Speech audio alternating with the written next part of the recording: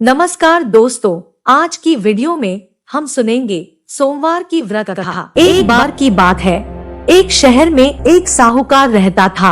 उनके घर में पैसों की कोई कमी नहीं थी, लेकिन उनकी कोई संतान नहीं थी, जिससे वे बहुत दुखी रहते थे। पुत्र प्राप्ति के लिए वे प्रत्येक सोमवार का व्रत रखते थे और शिव मंदिर में जाकर पूरी श्रद्धा से भगवान शिव और पार्वती जी की पूजा करते थे।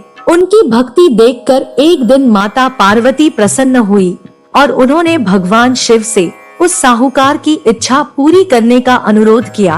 पार्वती की इच्छा सुनकर भगवान शिव ने कहा कि हे पार्वती, इस दुनिया में हर प्राणी को उसके कर्मों का फल मिलता है और उसके भाग्य में जो कुछ भी है उसे भुगतना पड़ता है। लेकिन पार्वती जी ने साहूकार की भक्ति का सम्मान करने के लिए उसकी इच्छाओं को पूरा करने की इच्छा व्यक्त की। माता पार्वती के अनुरोध पर शिव ने साहूकार को पुत्र प्राप्त करने का वरदान दिया, लेकिन साथ ही ये भी कहा कि उसके बच्चे की उम्र केवल 12 वर्ष होगी। साहूकार माता पार्वती और भगवान शिव की बातचीत सुन रहा था। वह इससे न तो खुश था और न ही दुखी। वह पहले की तरह शिव की पूजा करता रहा। कुछ समय बाद साहूकार के एक पुत्र का जन्म हुआ। जब बालक 11 वर्ष का हुआ तो उसे पढ़ने के लिए काशी भेज दिया गया। साहूकार ने बेटे के मामा को बुलाकर ढेर सारा पैसा दिया और कहा कि वह इस बच्चे को शिक्षा प्राप्त करने के लिए काशी ले जाए और रास्ते में यज्ञ करे, और कहा कि तुम लोग रास्ते में यज्ञ कराते जाना और ब्राह्मणों को भोजन दक्षिणा देते हुए जाना। दोनों मामा भांजे इसी तरह यज्ञ कराते और ब्राह्मणों को दान दक्षिणा देते काशी नगरी निकल पड़े। इस दौरान रात में एक नगर पड़ा, जहां नगर के राजा की कन्या का विवाह था। लेकिन जिस राजकुमार से उसका विवाह होने वाला था वह एक आंख से काना था। राजकुमार के पिता ने अपने पुत्र के काना होने की बात को छुपाने के लिए सोचा, क्यों न उसने साहूकार के पुत्र को दूल्हा बनाकर राजकुमारी से विवाह करा दूं और विवाह के बाद इसको धन देकर विदा कर दूंगा और राजकुमारी को अपने नगर ले जाऊंगा। लड़के को दूल्हे के वस्त्र पहनाकर राजकुमारी से विवाह करा दिया गया। साहूकार का पुत्र ईमानदार था, उसे यह बात सही नहीं लगी, इसलिए उसने अवसर पाकर राजकुमारी के दुपट्टे पर लिखा कि तुम्हारा विवाह तो मेरे साथ हुआ है, लेकिन जिस राजकुमार के संग तुम्हें भेजा जाएगा वह एक आंख से काना है। मैं तो काशी पढ़ने जा रहा हूँ।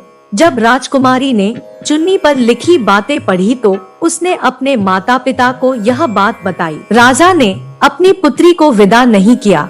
फिर बारात वापस चली गई। दूसरी ओर साहूकार का लड़का और उसका मामा काशी पहुँचे और वहाँ जाकर उन्होंने यज्ञ किया।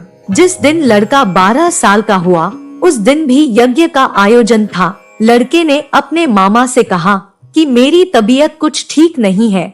मामा ने कहा कि तुम अंदर जाकर आराम कर लो। शिवजी के वरदानुसार कुछ ही देर में उस बालक के प्राण निकल गए। मृत भांजे को देख उसके मामा ने विलाप करना शुरू किया। संयोगवश उसी समय शिवजी और माता पार्वती उधर से जा रहे थे।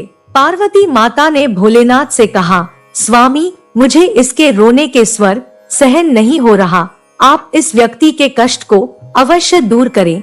जब शिवजी मृत बालक के समीप गए तो वह बोले कि यह उसी साहूकार का पुत्र है जिसे मैंने 12 वर्ष की आयु का वरदान दिया था।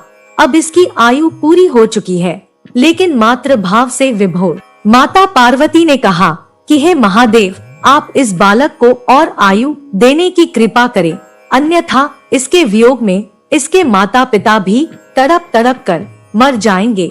माता पार्वती के पुनः आग्रह पर भगवान शिव ने उस लड़के को जीवित होने का वरदान दिया। शिवजी की कृपा से वो लड़का जीवित हो गया। शिक्षा पूरी करके लड़का मामा के साथ अपने नगर की ओर वापस चल दिया।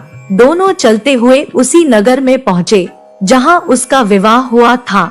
उस नगर में भी उन्होंने यज्ञ का आयोजन किया। उस लड़के के ससुर ने उसे पहचान लिया और महल में ले जाकर उसकी खातिरदारी की और अपनी पुत्री को विदा किया। इधर साहूकार और उसकी पत्नी भूखे प्यासे रहकर बेटे की प्रतीक्षा कर रहे थे। उन्होंने प्रण कर रखा था कि यदि उन्हें अपने बेटे की मृत्यु का समाचार मिला तो वे भी अपने प्राण त्याग देंगे। परंतु अपने बेटे के जीवित होने का समाचार पाकर वे बेहद प्रसन्न हुए। उसी रात भगवान शिव ने साहूकार के स्वप्न में आकर कहा, हे श्रेष्ठी, मैंने तेरे सोमवार के व्रत करने और व्रत कथा सुनने से प्रसन्न होकर तेरे पुत्र को लंबी आयु प्रदान की है। इसी प्रकार जो कोई सोमवार व्रत करता है या कथा सुनता और पढ़ता है, उसके सभी दुख दूर होते हैं और सभी मनोकामनाएं पूर्ण होती है। आशा है कि कथा आपको पसंद आई होगी। इसी प्रकार भक्ति से जुड़ी जानकारी के लिए चैनल को सब्सक्राइब करें। हर हर महादेव।